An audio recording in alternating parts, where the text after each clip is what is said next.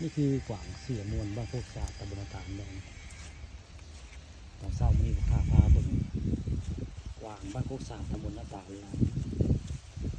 มีทางกวางน้อยกวางใหญ่เลยกวางน้อยไปเป็นญาติโอ้ญาติข้าเนี่ยไปไหวปุ๊บกวางน้อยแล้วญาติได้นี่น้อยทางใหญ่เลยโอ้นี่กวางจะใหญ่แต่เหมือนนี่กวางตัวผู้ได้มีเขาแต่เศร้ามันนี่พวกข้าการทำผาสมตามบนเป็นกวางเสียมวลบ้านโคกศาสตร์ตำบลนาตาลเลยเอาไปจับกวางเนี่ยเพิ่งกำลังกินหญ้าใช่ไหมข้ามาที่จังหวะเพิ่งกินหญ้าไปรีบมาถ่ายเพิ่งพอดีเลยนี่แหละกวางเสียมวลบ้านโคกศาสตร์ตำบลนาตาลใกล้ๆเดี๋ยวครับพญาตะโงยเลยบริการได้จากพญาตะโงยมานี่ก็ได้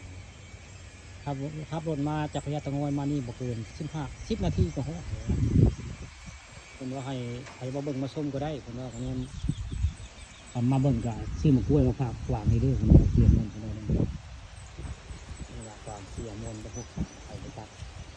ที่ข้าว่าในทำผาส้มเอามาเบิ่งกวางเป็นกวางเป็นเลี้ยงกวางและเสียมนผู้สาวเลี้ยงกวางนี่แหละกวางผู้สาวตามบรรยากาศไข่ไปตัดที่ข้าว่าในทำผาส้มพามาเบิ่งกวางละมึง